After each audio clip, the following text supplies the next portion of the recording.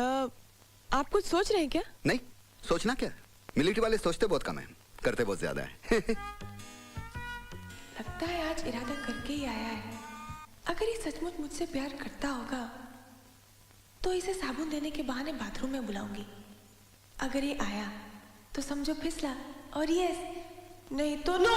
नहीं, नो मतलब मैंने कुछ मांगा ही नहीं अभी तक। नो किस लिए? No no no no no yes, इसलिए कि मैं आपको ऐसे नेगेटिव देके जाने नहीं दूंगी। आप 10 मिनट बैठिए, मैं अभी नहा के आती हूँ। कहीं जाना नहीं। हाँ, टेक योर ओन टाइम।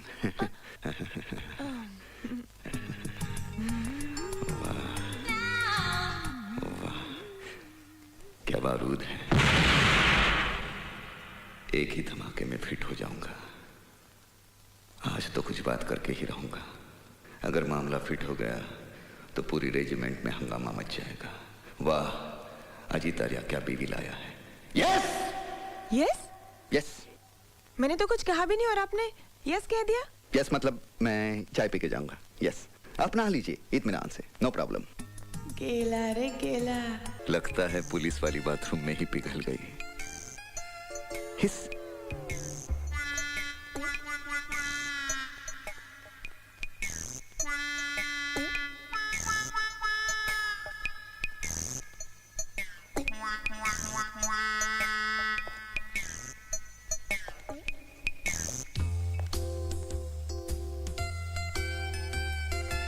हम दोनों की जोड़ी कितनी अच्छी लगेगी। तो मिलिट्री में और पुलिस में, दोनों वर्दी वाले, दोनों वर्दी पहन के काम पे जाया करेंगे। और हमारे 2 बच्चे होंगे। हाँ, हम एक को मिलिट्री में डालेंगे, एक को पुलिस में। एक को मिलिट्री में, एक पुलिस में। एक मिलिट्री में, पुलिस में। मिलिट्री में, पुलिस में। मिलिट्री में, पुलिस। आइए ना। नहीं, मैं नहा के आया हूँ, आप नहा लीजिए। नहीं नहीं नहीं, देखिए देखिए देखिए, देश की हालत वैसे भी बहुत खराब है। मिलिट्री वालों को और पुलिस वालों को हर काम साथ साथ मिलकर करना चाहिए। हाँ, बहुत जरूरी है। यस हाँ यस यस, आइए ना। यस।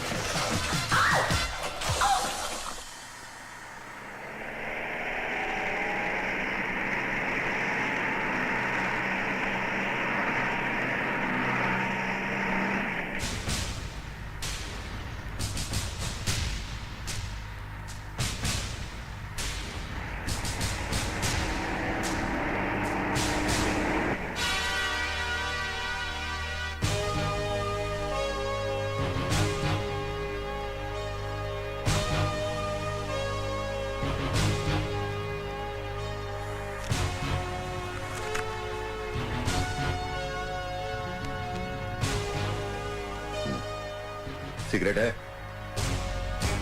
सॉरी, सिगरेट के पैकेट में बीड़ी है, बीड़ी। दादा भाई की असली पसंद नहीं है। पीना छोड़ दिया क्या? बिल्कुल no smoking. Good for health. Nice.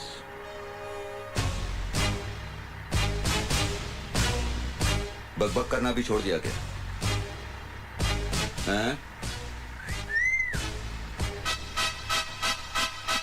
अरे भैया हथौड़ा, यूं चुप रहने से कोनो फायदा नहीं होवत। अब जहां जा रहे हो ना, वहां ऐसा आदर सत्कार किया जाता है कि गूंगे भी गजल ठुमरी गाना शुरू कर देते हैं।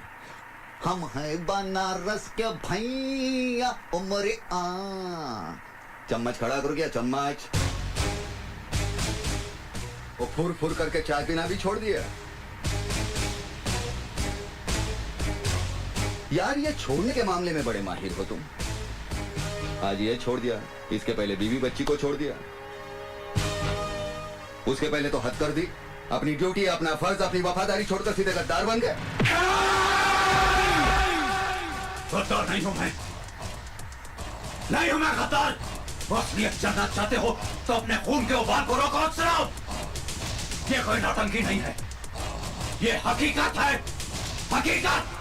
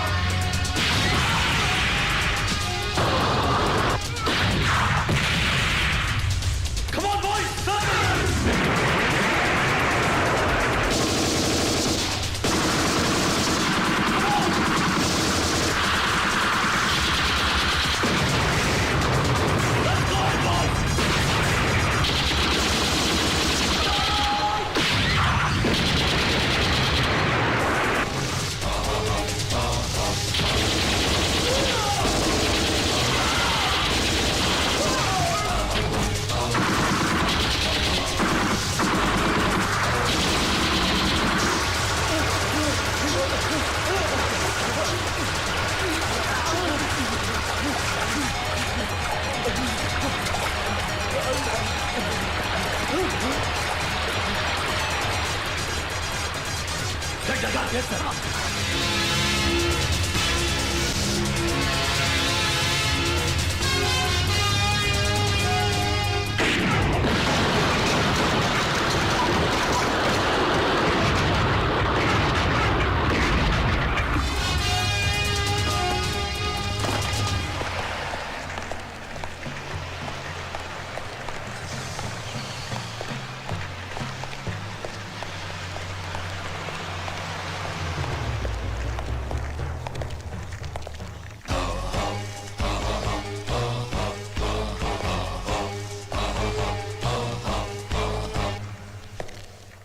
ये नहीं हो सकता चंगे जी, तुम समझ नहीं रहे हो, मिलिट्री का मामला है। आज तक हमने तुम्हारे हर मामले को सुलझाया, चाहे वो इलेक्शन का हो या फिर गंदी राजनीति में किसी को खत्म करने का। याद है इस राज्य में आतंकवाद को फैलाया किसने, उसे पैदा किसने किया? बस तुम अब शॉर्ट में समझो, हमको ज्यादा समझाने का आदत नहीं है। उन चारों को किसी भी कीमत पर छुड़ाना होगा। और हां, उन चारों में एक मेरा छोटा भाई शकूर भी है, जो हमारे जिगर का टुकड़ा है। और अल्लाह कसम, हम अपने छोटे भाई के नाम का फातिहा नहीं पढ़ सकते। मगर चंगे, अगर मगर कुछ नहीं, किसी भी कीमत पर उन चारों को छुड़वाना तुम्हारे जिम्मे है। आज तक तुम्हारे हर खेल में हम जोकर बनकर खेलते आए हैं, मगर आज के इस खेल में जोकर। बस चंगे जी, आगे एक लफ्ज भी मत कहना। और एक बात ध्यान से सुनो, राजा साहब जब भी कोई खेल खेलता है तो हुक्म का इक्का अपने पास रखता है, और इस खेल में भी हुक्म का इक्का हमारे पास ही रहेगा। उठा लो इसे।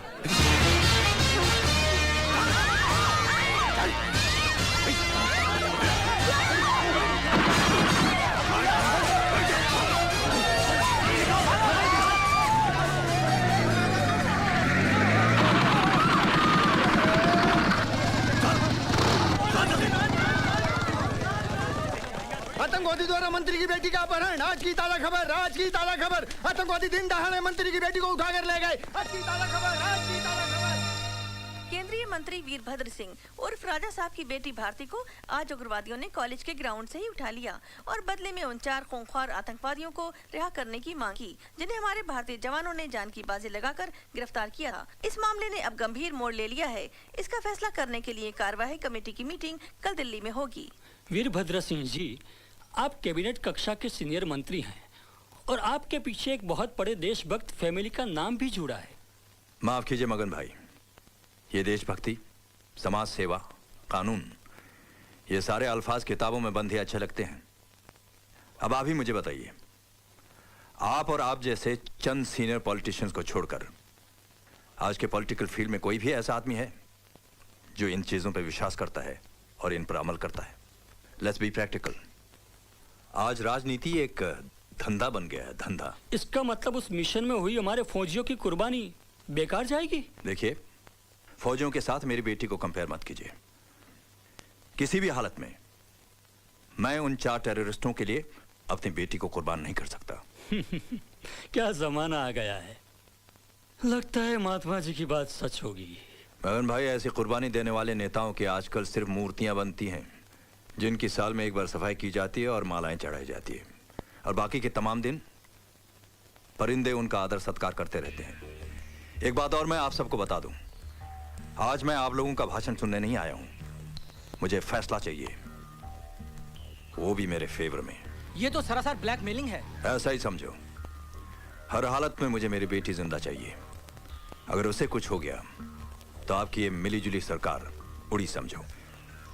30 MP हैं मेरे पास, जिनके बलबूते पर आपकी ये सरकार चल रही है। इसे धमकी नहीं, मेरा फैसला समझना। और सब जानते हैं कि वीरभद्र सिंह जो फैसला सुनाता है तो कभी नहीं बदलता। सर, क्या फैसला हुआ आज की मीटिंग में? अभी तक कोई फैसला नहीं हुआ है, मगर मैंने अपना फैसला सुना दिया है। एक बेटी तो क्या, अगर मेरी 10 बेटियां भी होती तो मैं उन सबको अपने देश के लिए कुर्बान कर देता। इन आतंकवादियों को इस मुल्क से हमेशा के लिए खत्म करने की कसम खाई है मैंने। और ऐसे मौके पर अगर हम जैसे लीडर झुक जाएं तो इस देश की जनता का क्या होगा, इस देश का क्या होगा? सर एक मिनट, सर रुकिए तो। सर फिर कमेटी का फैसला क्या होगा? अब फिलहाल उसके बारे में मैं कुछ नहीं कह सकता। हाईकमान का जो भी फैसला होगा वही हमें मंजूर होगा। केंद्रीय मंत्री राजा साहब की बेटी के किडनैपिंग केस में आज अचानक नया मोड़ आया, जिससे राजनीतिक गतिविधियां और तेज हो गयी। कार्यवाही कमेटी की मीटिंग में पर्दे के पीछे कौन सा राजनीतिक खेल खेला गया कि राजा साहब के न होने के बावजूद भी हाई कमांड ने ये फैसला किया कि उन चारों खूंखार आतंकवादियों को राजा साहब की बेटी भारती के रिहाई के बदले में छोड़ दिया जाएगा। इस मामले में हमारे दिल्ली के संवाददाता की एक रिपोर्ट। मनोज, क्या तुम बता सकते हो कि चारदीवारी के पीछे खेले गए इस खेल का असली हीरो कौन हो सकता है? राजनीति में कुछ भी हो सकता है, मगर यहाँ दिल्ली में ऐसी अटकलें लगाई जा रही है कि गवर्नमेंट गिराने की धमकी देकर राजा साहब कोई खतरनाक खेल खेल रहे हैं। मगर इन सारी बातों पर अब तो पर्दा पड़ा ही रहेगा, क्योंकि आज रात को ही उन 4 आतंकवादियों को छोड़ दिया जाएगा और भारती अपने घर वापस लौटेगी और उसकी इस वापसी का राज हमेशा राज ही रहेगा। मनोज बाजपेयी, नई दिल्ली, आज तक।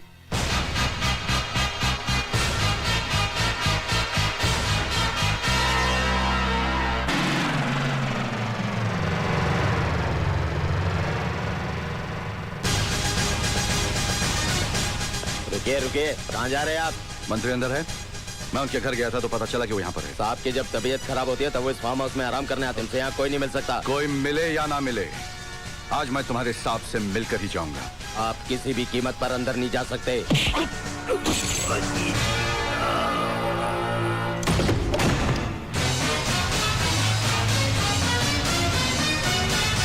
पता नहीं तुम जैसे गद्दार और देशद्रोही नेता का असली रूप हमारे देश की अंधी जनता कब देखेगी। कल तक तो टीवी इंटरव्यू में बड़े बड़े भाषण दे रहे थे कि मेरी एक बेटी तो क्या, अगर मेरे 10 संतान भी होते तो मैं उसे देश के लिए कुर्बान कर देता। और एक ही दिन में सब कुछ बदल दिया, करवा दी उन 4 कमीनों की रिहाई अपनी बेटी की जान के बदले में। अरे शर्म आती है मुझे तुम जैसे गंदे नेता को देखकर। मेजर, तुम अपने हद से आगे बढ़ते जा रहे हो। अब एक फौजी की खोपड़ी गर्म हो जाती है तो अपनी हद ही क्या, दुश्मन की सरहद भी पार कर जाता है। जानते हो उन कमीनों ने कितने हिंदुस्तानियों का खात्मा किया, कितनी औरतों का सुहाग उजाड़ा, कितने मासूम बच्चों को यतीम किया। उन्हें पकड़ने के लिए हमारे कितने जाबाज जवान शहीद हुए, और तुमने एक लड़की तुम्हारी बेटी की खातिर उन 4 आतंकवादियों को छुड़वा दिया। राजा साहब, सरकारी कुर्सी बाप की मोहब्बत निभाने के लिए नहीं, देश की रक्षा के लिए दी जाती है। सच कह रहे हैं आप, बिल्कुल सच। भारती, तुम? हाँ, आज मैं भी अपने बाप का असली रूप देखने यहाँ चली आई हूँ, और पता चला कि बीमारी के बहाने आप यहाँ कौन सा आराम फरमा रहे हैं। भारती, तुम भी इन वर्दी वालों की बातों में आ गई। आप इस देश की जनता की आंखों में धूल झोंककर उन पर राज कर सकते हैं पापा, मगर अब अपनी बेटी की आंखों में धूल झोंककर उसके दिल पर बाप बनकर राज नहीं कर सकते। मुझे शर्म आती है आपको बाप कहते हुए भी, जिसके बाप ने आजादी की जंग में अंग्रेजों की गोलियां अपने सीने पर खाकर इस देश को आजादी दिलवाई थी, और आज उसी का बेटा आतंकवादियों से गले मिलकर अपने ही देश को लूट रहा है। भारती, बंद करो ये बकवास। ये बकवास नहीं, हकीकत है। आज मुझे ये भी मालूम हो गया है कि उन 4 को छुड़वाने के लिए आप ही ने मेरे अपहरण का नाटक रचा था, और फिर बाद में आप ही ने सरकार को गिराने की धमकी देकर सरकार को दबाव में लाकर उन 4 को छुड़वा दिया। देश का प्रधानमंत्री बनने की लालच ने आपको इतना गिरा दिया है कि आपने अपनी खुद की बेटी का भी इस गंदी राजनीति में इस्तेमाल किया। बस करो बेटी। मत कहिए मुझे बेटी, आज से मैंने वो सारे रिश्ते तोड़ दिए हैं जो हमारे बीच थे। अब मैं आपको सारी दुनिया के सामने बेनकाब कर दूंगी और देशवासियों से चिल्ला चिल्ला के कहूंगी कि देखिए इस आदमी की असलियत। जिसे तुम प्रधानमंत्री बनाना चाहते हो वो आदमी कितना कमीना है। अरे जो अपनी बेटी को बेच सकता है वो एक दिन कुर्सी के लिए अपनी माँ को, अपने वतन को भी बेच देगा। बदतमीज!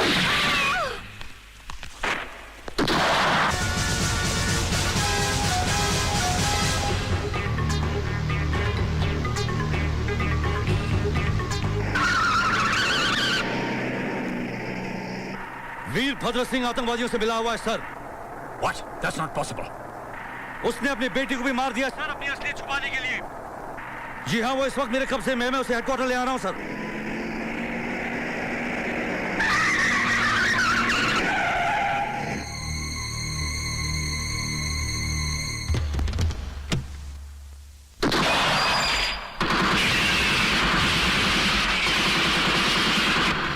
Major Rathore. Come in, major Rathore. Major Rathore, come in, over.